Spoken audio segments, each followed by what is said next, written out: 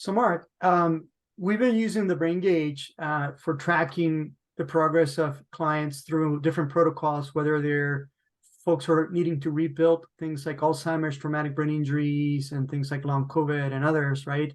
And we're finding great results at what we're seeing, because not only can we track things, but also train the functional training on the performance side of things, right? Mhm. And so we love it for that. But I wanted to double click a little bit and for you to kind of talk a little bit more about how the brain gauge and how it actually works as far as tracking, so folks can see this tracking through as we go through and introduce a protocol, for example, and what that looks like when we're tracking different metrics of brain functions. Sure. Let me show you the app real quick. So here's the app. I guess you can see that now. Mm-hmm. Here's just one example of the data analysis app.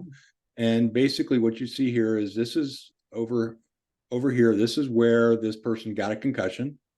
And, if you click on that date, you can see that their scores.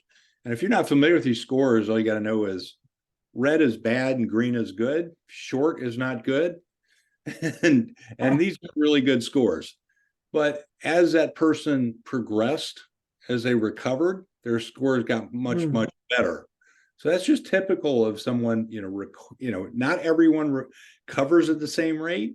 And that's the important thing to remember. People recover at very different rates. They start out at different rates.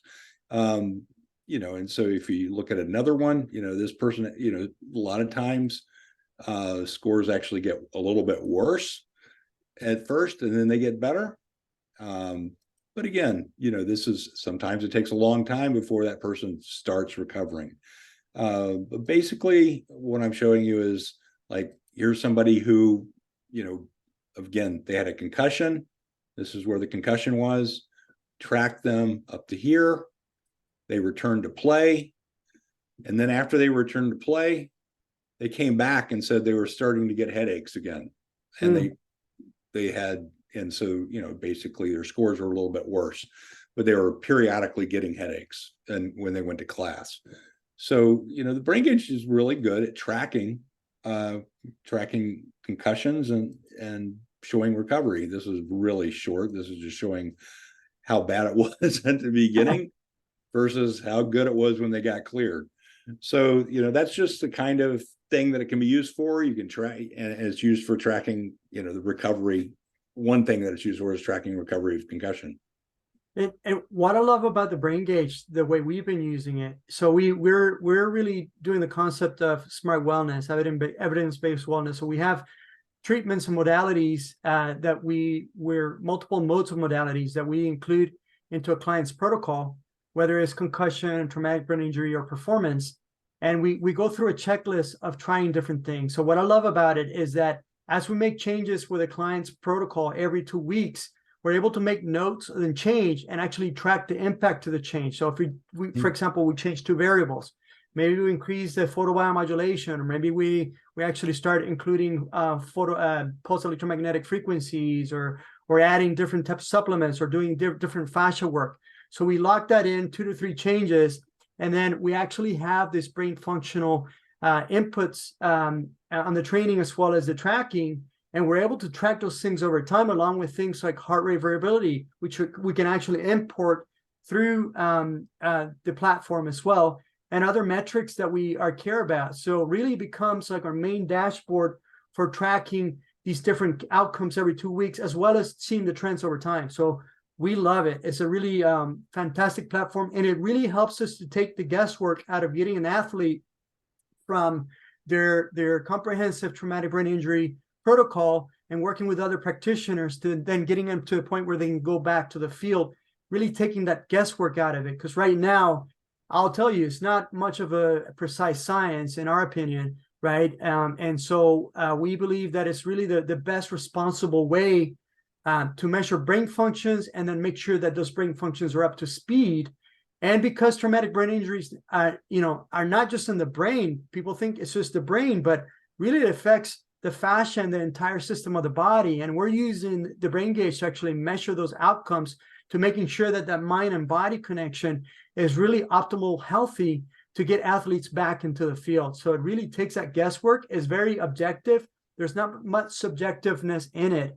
And I also love the color coded, so I don't have to be an expert on these different areas. We just know, red means bad, yellow means a little bit better, and green means go, right? And as it keeps getting better, the scores get better. And it's just a fantastic way of seeing that. So I just want to thank you for that, because it really allows us to implement the smart wellness approach that we've been doing and with different populations and improving it and making it measurable outcomes of functionality. We don't diagnose everything or anything. We actually look at functional improvements, and can't get any better than looking at these brain functional improvements and replacing an fMRI machine, as far as I'm concerned.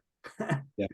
One of the things you said about how, tracking in response to different treatments reminded me of something one of the clinical researchers, clinicians who's involved in concussion research told me. She said, if you've seen one concussion, you've seen one concussion. They're all different. Everybody's different. Rate of recovery is always different. Response to different treatments is different. And no matter how many people, everybody wants to depend on a study that says, oh, recovery is two weeks. No, it's not. You don't know. Every injury is different. Every brain history is different. Everything is different about every single individual. So having individualized measures that tell you where people are, is really important. I can't agree more, because for us, that's what we do, right? We actually try different modalities, and we try to figure out every 2 weeks what works for that person, right? We do a multi-mode approach, and for us, smart wellness is about figuring out what works for you as an individual, but then empowering you to actually use this tool. So a lot of our clients, actually, we test, but they actually have the brain gauge at home. And whenever they finish our programs, they have the tools that they need to actually, and the protocols that they need to actually upgrade their performance and bounce back to figure out what it is that specifically works for that person. That's really the vision to smart wellness is, and what we're doing in brain mechanics. And it would not be possible if we actually didn't have a brain gauge to measure these functions, because there is no other device out there that actually measures brain functions except an fMRI. But you're sitting in a machine that's at $1.5 million, and it costs about $3,500 per sample. You can't tune somebody's biology and change things every 2 weeks unless you're a super wealthy person that can afford an MRI every 2 weeks. And I don't know anybody who actually can afford that. So there's another way around doing it that just with a brain gauge. So thank you for your life's work, and thank you for introducing this wonderful technology and to the people who actually care about improving their quality of life. Yeah, thank you.